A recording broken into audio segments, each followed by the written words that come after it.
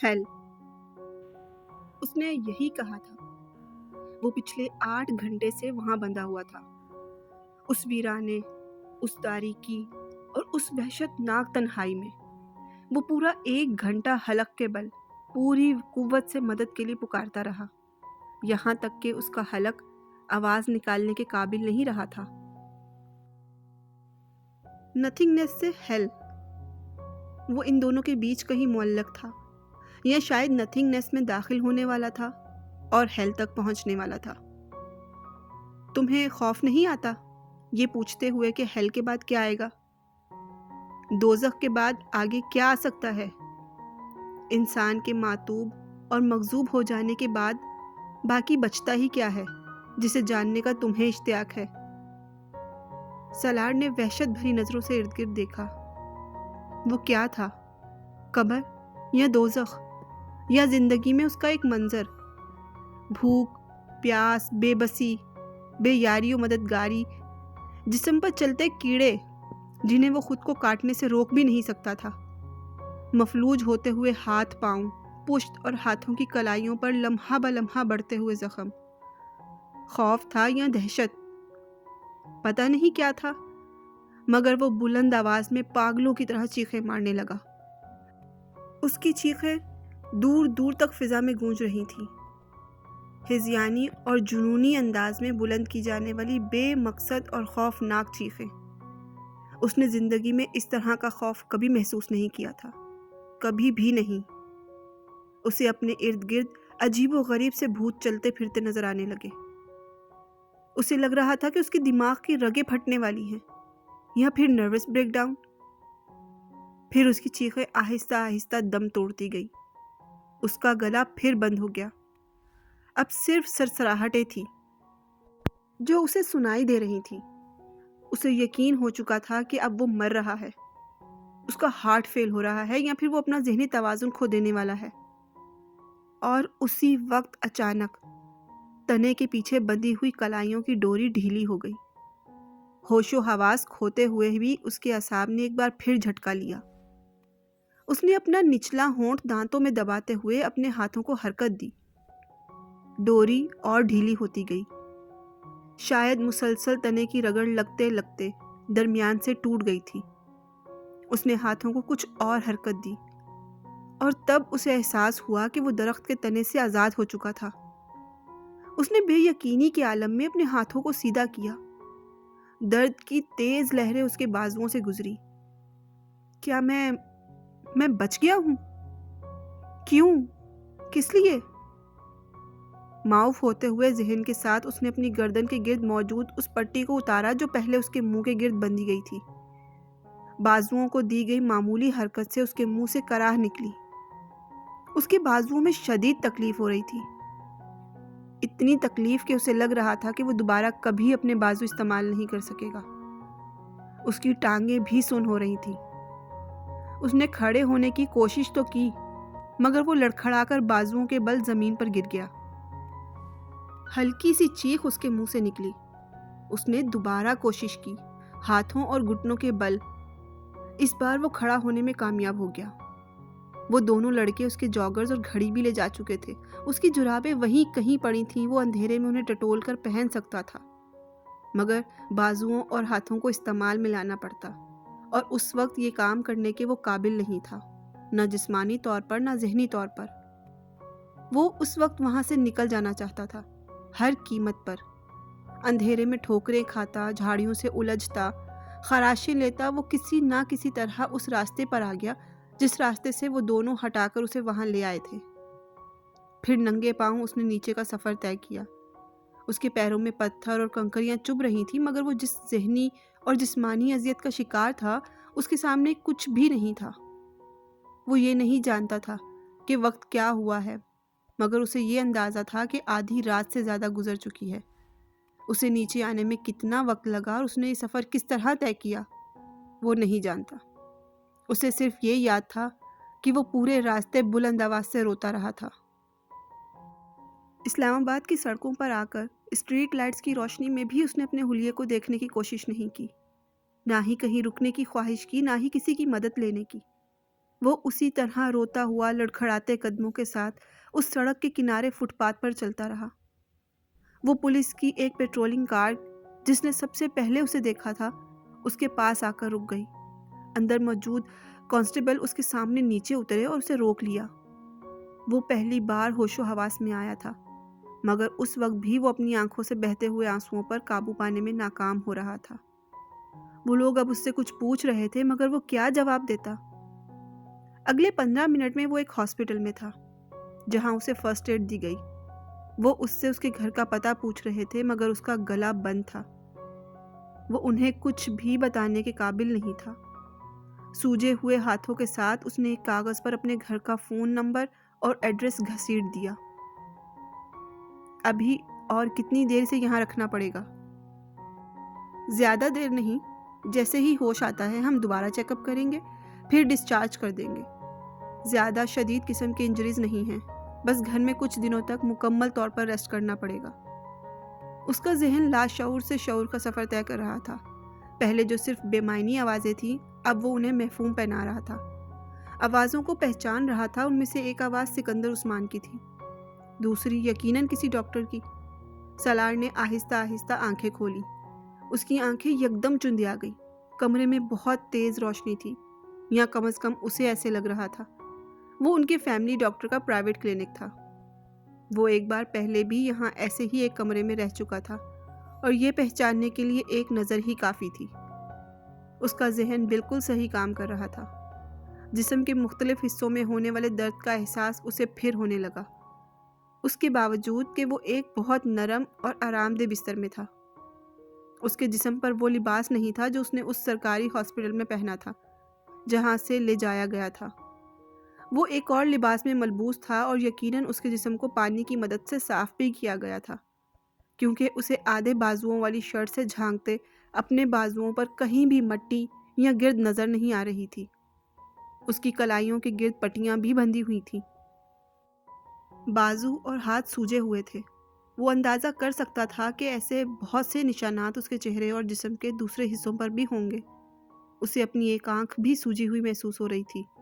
اس کے جبڑے بھی دکھ رہے تھے، مگر اس سے بھی زیادہ برا حال اس کے گلے کا تھا۔ اس کے بازو میں بھی ایک ڈرپ لگی تھی جو ابھی تقریباً ختم ہونے والی تھی۔ پہلی بار اس کو ہوش میں ڈاکٹر نہیں دیکھا، اور وہ ان کا فیملی ڈاکٹر نہیں تھا، شاید اس کے ساتھ کام کرنے والا کوئی اور فزیشین تھا۔ اس نے سکندر کو اس کی طرف متوجہ کیا۔ ہوش آ گیا ہے؟ سالار نے ایک صوفے پر بیٹھی طیبہ کو اپنی طرف بڑھتے ہوئے دیکھا، مگر سکندر آگے نہیں آئے۔ ڈاکٹر اب اس کے پاس آ کر اس کی نبض چیک کر رہا تھا۔ اب تم کیسا محسوس کر رہے ہو؟ سالار جواب میں کچھ کہنا چاہتا تھا، مگر اس سے حلق سے آواز ہی نہیں نکلی۔ وہ صرف منہ کھول کر رہ گیا۔ ڈاکٹر نے ایک بار پھر اپنا سوال دہرایا۔ سالار نے تکیے پہ رکھا ہوا اپنا سر نفی میں ہلا دیا۔ بولنے کی کوشش کرو۔ ڈاکٹر پہلے ہی اس کے گلے کے پرابلم کے بارے میں جانتا تھا۔ سالار نے ایک بار پھر نفی میں سر ہلایا۔ ڈاکٹر نے نرس کے ہاتھ میں پکڑی ہوئی ٹرے سے ایک ٹارچ نما آلہ اٹھایا۔ منہ کھولیں۔ سالار نے دکھتے جبڑوں کے ساتھ اپنا منہ کھول دیا۔ ڈاکٹر کچھ دیر اس کے حلق کا معائنہ کرتا رہا، پھر اس نے ٹارچ بند کر دی۔ گلے کا تفصیلی چیک اپ کرنا پڑے گا، اس نے مڑ کر سکندر عثمان کو بتایا۔ پھر اس نے ایک رائٹنگ پیڈ اور پین سالار کی طرف بڑھایا۔ نرس تب تک اس کے بازو میں لگی ڈرپ اتار چکی تھی۔ اٹھ کر بیٹھو اور بتاؤ کیا ہوا ہے گلے کو۔ اسے اٹھ کر بیٹھنے میں کوئی دقت نہیں تھی۔ نرس نے تکیہ اس کے پیچھے رکھ دیا اور وہ رائٹنگ پیڈ ہاتھ میں لیے سوچتا رہا۔ کیا ہوا تھا؟ گلے کو، جسم کو، دماغ کو؟ وہ کچھ بھی لکھنے کے قابل نہیں تھا۔ سوجی ہوئی انگلیوں میں پکڑے ہوئے پین کو وہ دیکھتا ہی رہا۔ اسے یاد تھا کہ اس کے ساتھ کیا ہوا تھا۔ اسے اپنی وہ چیخیں یاد آ رہی تھیں جنہوں نے اب اسے بولنے کے قابل نہیں چھوڑا تھا۔ کیا لکھا جائے؟ یہ کہ مجھے ایک پہاڑ پر ساری چیزیں چھین کر باندھ دیا گیا، یا پھر یہ کہ مجھے چند گھنٹوں کے لیے زندہ قبر میں اتار دیا گیا تاکہ مجھے سوالوں کا جواب مل جائے؟ What is next to ecstasy؟ وہ سفید صاف کاغذ کو دیکھتا رہا، پھر اس نے مختصر سی تحریر میں اپنے ساتھ ہونے والا واقعہ تحریر کر دیا۔ ڈاکٹر نے رائٹنگ پیڈ پکڑ کر ایک نظر ان 7-8 جملوں پر ڈالی اور پھر اسے سکندر عثمان کی طرف بڑھایا۔ آپ کو چاہیے کہ فوری طور پر پولیس سے رابطہ کریں تاکہ کار برآمد کی جا سکے۔ پہلے ہی کافی دیر ہو گئی ہے، پتہ نہیں وہ گاڑی کہاں سے کہاں لے جا چکے ہوں گے۔ ڈاکٹر نے ہمدردانہ انداز میں سکندر کو مشورہ دیا۔ سکندر نے رائٹنگ پیڈ پر ایک نظر ڈالی۔ ہاں، میں پولیس سے کانٹیکٹ کرتا ہوں۔ پھر کچھ دیر ان دونوں کے درمیان اس کے گلے کے چیک اپ کے سلسلے میں بات ہوتی رہی۔ پھر ڈاکٹر نرس کے ہمراہ باہر نکل گیا۔ اس کے باہر نکلتے ہی سکندر عثمان نے ہاتھ میں پکڑا ہوا رائٹنگ پیڈ سالار کے سینے پر دے مارا۔ یہ جھوٹ کا پلندہ اپنے پاس رکھو۔ تم کیا سمجھتے ہو کہ اب میں تمہاری کسی بات پر اعتبار کروں گا؟ نہیں، کبھی نہیں۔ سکندر بے حد مشتعل تھے۔ یہ بھی تمہارا کوئی نیا ایڈونچر ہوگا، خودکشی کی کوئی نئی کوشش ہوگی۔ وہ کہنا چاہتا تھا فار گاڈ سیک ایسا نہیں ہے، مگر وہ گونگوں کی طرح ان کا چہرہ دیکھتا رہا۔ میں کیا کہوں ڈاکٹر سے کہ اس کو عادت ہے ایسے تماشوں اور ایسی حرکتوں کی؟ یہ پیدا ہی ان کاموں کے لیے ہوا ہے۔ سالار نے سکندر عثمان کو کبھی اس حد تک مشتعل نہیں دیکھا۔ شاید وہ واقعی اب اس سے تنگ آ چکے تھے۔ طیبہ خاموشی سے پاس کھڑی تھی۔ ہر سال ایک نیا تماشا، ایک نئی مصیبت۔ آخر تمہیں پیدا کر کے کیا گناہ کر بیٹھے ہیں ہم؟ سکندر عثمان کو یقین تھا کہ یہ بھی اس کے کسی نئے ایڈونچر کا حصہ تھا۔ جو لڑکا 4 بار خود کو مارنے کی کوشش کر سکتا تھا، اس کے ہاتھ پاؤں پر موجود ان زخموں کی کوئی ڈکیتی قرار نہیں دے سکتا تھا، وہ بھی اس صورت میں جب اس واقعے کا کوئی گواہ بھی نہیں تھا۔ سالار کو شیر آیا والی کہانی یاد آ گئی۔ بعض کہانیاں واقعی سچی ہوتی ہیں۔ وہ بار بار جھوٹ بول کر اپنا اعتبار گوا چکا تھا۔ شاید وہ سب کچھ ہی گوا چکا تھا، اپنی عزت، خود اعتمادی، غرور، فخر، ہر چیز۔ وہ کسی پتال میں پہنچ گیا تھا۔ کوئی نیا ڈرامہ کیے بڑے دن گزر گئے تھے تمہیں، تو تم نے سوچا ماں باپ کو محروم کیوں رکھوں؟ انہیں خوار اور ذلیل کیے بڑا عرصہ گزر گیا ہے، اب نئی تکلیف دینی چاہیے۔ ہو سکتا ہے سکندر یہ ٹھیک کہہ رہا ہو، آپ پولیس کو گاڑی کے بارے میں اطلاع تو دیں۔ اب طیبہ رائٹنگ پیڈ پر لکھی ہوئی تحریر پڑھنے کے بعد سکندر سے کہہ رہی تھی، یہ ٹھیک کہہ رہا ہے، کبھی آج تک ٹھیک کہا ہے اس نے؟ مجھے اس کی بکواس پر ایک لفظ کے لیے بھی یقین نہیں ہے۔ تمہارا یہ بیٹا کسی دن مجھے اپنی کسی حرکت کی وجہ سے پھانسی پر چڑھا دے گا، اور تم کہہ رہی ہو کہ پولیس کو اطلاع دے دوں، اپنا مذاق اڑواؤں؟ کار کے ساتھ بھی کچھ نہ کچھ کیا ہوگا اس نے، بیچ دی ہوگی کسی کو یا کہیں پھینک آیا ہوگا۔ وہ اب اسے واقعی گالیاں دے رہے تھے۔ اس نے کبھی انہیں گالیاں دیتے ہوئے نہیں سنا تھا، وہ صرف ڈانٹا کرتے تھے، اور وہ ان کی ڈانٹ پر بھی مشتعل ہو جایا کرتا تھا۔ چاروں بھائیوں میں وہ واحد تھا جو ماں باپ کی ڈانٹ سننے کا بھی روادار نہیں تھا۔ وہ اس سے بات کرتے ہوئے بھی محتاط ہوا کرتے تھے، کیونکہ وہ کسی بھی بات پر مشتعل ہو جایا کرتا تھا۔ مگر آج پہلی بار سالار کو ان کی گالیوں پر بھی غصہ نہیں آیا۔ وہ اندازہ کر سکتا تھا کہ اس نے انہیں کس حد تک زج کر دیا ہے۔ وہ پہلی بار اس بیڈ پر بیٹھے اپنے ماں باپ کی حالت کو سمجھنے کی کوشش کر رہا تھا۔ کیا چیز تھی جو انہوں نے اسے نہیں دی؟ اس کے منہ سے نکلنے سے پہلے ہی وہ اس کی فرمائش پوری کر دینے کے عادی تھے، اور وہ اس کے بدلے میں انہیں کیا دیتا رہا اور کیا دے رہا تھا؟ ذہنی اذیت، پریشانی، تکلیف۔ اس کے علاوہ اس کے بہن بھائیوں میں سے کسی نے ان کے لیے کوئی پریشانی نہیں کھڑی کی، صرف ایک وہ تھا۔ کسی دن تمہاری وجہ سے ہم دونوں کو خودکشی کرنی پڑے گی، تمہیں تبھی سکون ملے گا، صرف تبھی چین آئے گا تمہیں۔ پچھلی رات اس پہاڑ پر اس طرح بندھے ہوئے اسے پہلی بار ان کی یاد آئی تھی۔ پہلی بار اسے پتا چلا کہ اسے ان کی کتنی ضرورت تھی۔ وہ ان کے بغیر کیا کرے گا؟ اس کے لیے ان کے علاوہ کون پریشان ہوگا؟ اسے سکندر کے لفظوں سے زندگی میں پہلی بار کوئی بے عزتی محسوس نہیں ہوئی۔ وہ ہمیشہ سے سکندر کے زیادہ قریب رہا تھا۔ اس کے سب سے زیادہ جھگڑے بھی انہی کے ساتھ ہوتے رہتے تھے۔ میرا دل چاہ رہا ہے کہ میں دوبارہ کبھی تمہاری شکل تک نہ دیکھوں، تمہیں دوبارہ وہی پھکواؤں جس جگہ کے بارے میں تم جھوٹ بول رہے ہو۔ اب بس کرو سکندر، طیبہ نے ان کو ٹوکا۔ میں بس کروں؟ یہ کیوں بس نہیں کرتا؟ کبھی تو ترس کھا لے یہ ہم لوگوں پر اور اپنی حرکتیں چھوڑ دے۔ کیا اس پر یہی فرض کر کے زمین پر بھیجا گیا ہے کہ یہ ہماری زندگی عذاب بنا دے؟ سکندر طیبہ کی بات پر مزید مشتعل ہو گئے۔ ابھی وہ پولیس والے بیان لینے آ جائیں گے جنہوں نے اسے سڑک پر پکڑا تھا۔ یہ بکواس پیش کریں گے ان کے سامنے کہ اس بیچارے کو کسی نے لوٹ لیا ہے۔ اچھا تو یہ ہوتا کہ اس بار واقعی کوئی اسے لوٹ لیتا اور اسے پہاڑ سے نیچے پھینک دیتا تاکہ میری جان چھوٹ جاتی۔ سالار بے اختیار سسکنے لگا۔ سکندر اور طیبہ بھنچکا کر رہ گئے۔ وہ اپنے دونوں ہاتھ جوڑے رو رہا تھا۔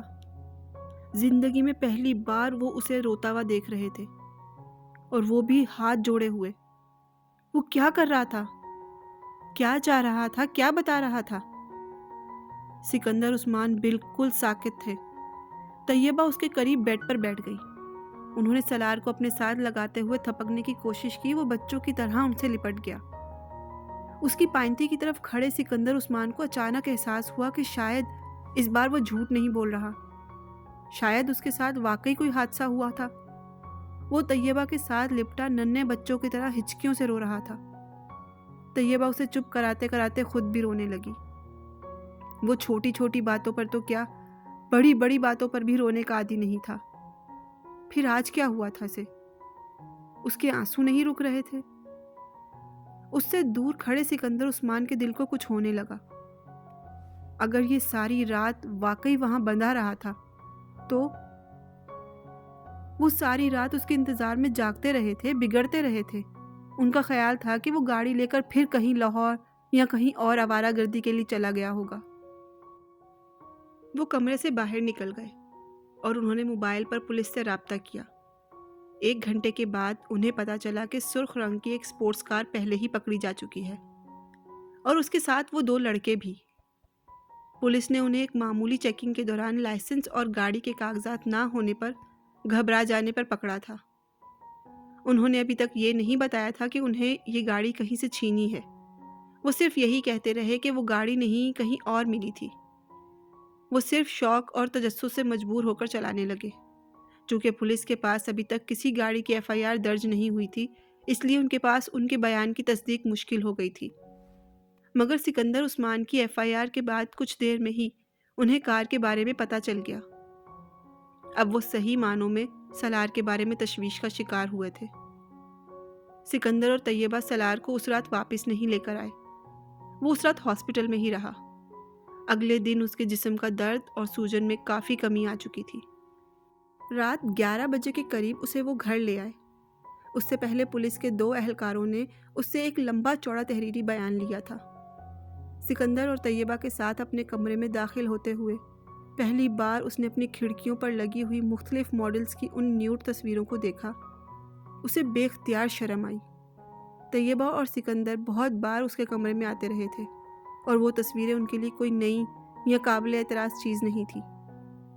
تم اب آرام کرو، میں نے تمہارے فریج میں پھل اور جوس رکھوا دیا ہے۔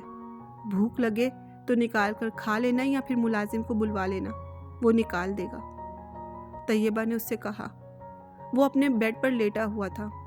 وہ دونوں کچھ دیر اس کے پاس رہے، پھر کھڑکی کے پردے برابر کر کے اسے سونے کی تاکید کرتے ہوئے چلے گئے۔ وہ ان کے باہر نکلتے ہی اٹھ کر بیٹھ گیا۔ اس نے کمرے کے دروازے کو اندر سے لاک کیا۔ کھڑکیوں کے پردے ہٹا کر اس نے بہت تیزی سے ان پر لگی ہوئی تمام تصویروں کو اتارنا شروع کر دیا۔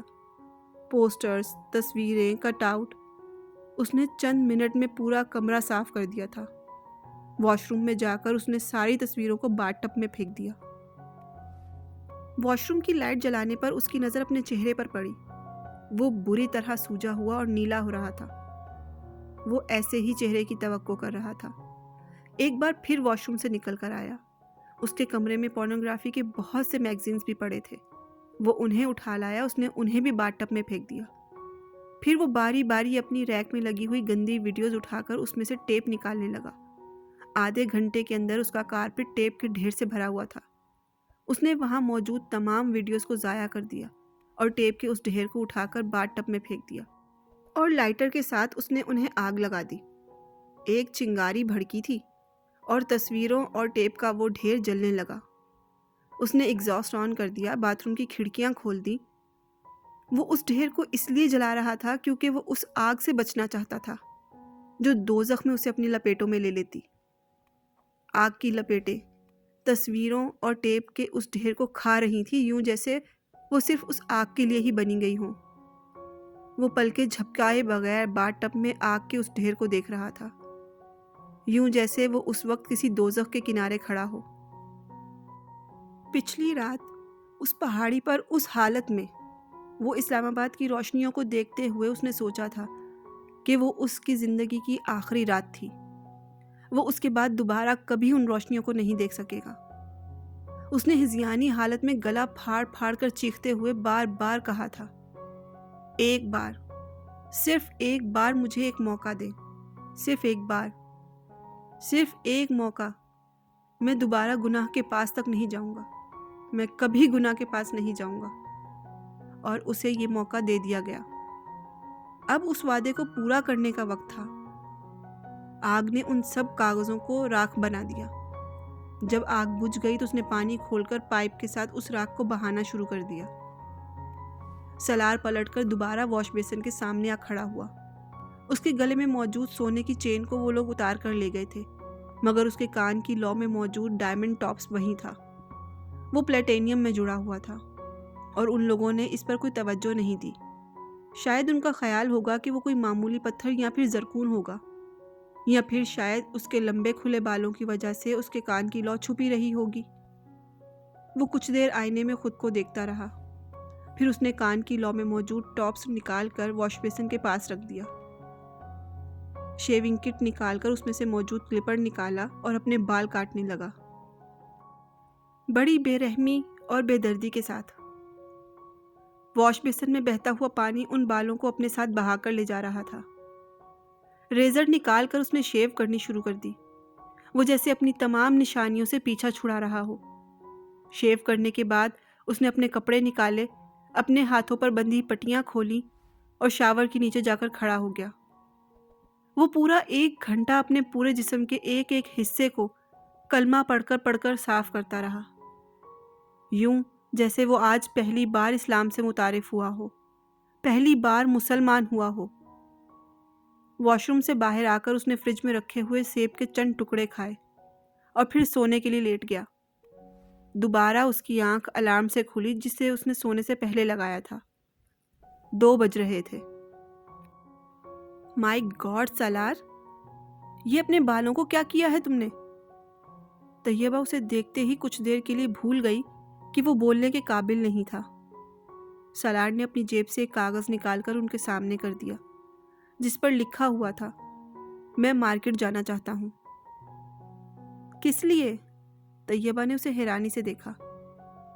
تم ابھی ٹھیک نہیں ہوئے ہو، کچھ گھنٹے ہی ہوئے ہیں تمہیں ہاسپٹل سے آئے، اور تم ایک بار پھر آوارہ گردی کے لیے نکلنا چاہتے ہو۔ طیبہ نے اسے قدرے نرم آواز میں جھڑکا۔ ممی، میں کچھ کتابیں خریدنا چاہتا ہوں۔ سالار نے ایک بار پھر کاغذ پر لکھا، میں آوارہ گردی کرنے کے لیے نہیں جا رہا۔ طیبہ کچھ دیر اسے دیکھتی رہی۔ تم ڈرائیور کے ساتھ چلے جاؤ، سالار نے سر ہلا دیا۔